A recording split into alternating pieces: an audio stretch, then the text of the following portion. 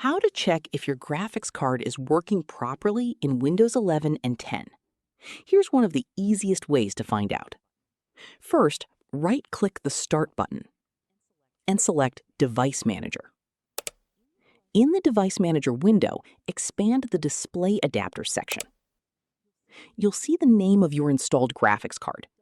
Double-click it to open its properties. Make sure you're on the General tab.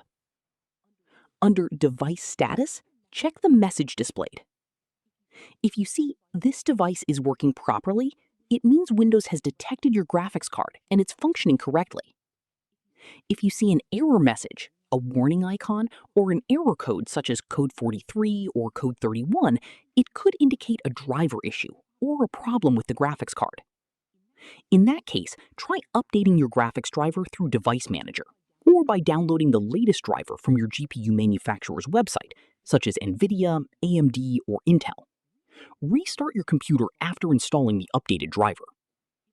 If the problem persists even after updating the driver, you may need to perform additional hardware diagnostics to determine whether the graphics card is faulty. That's it.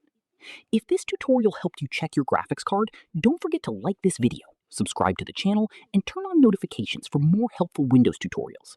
Thanks for watching.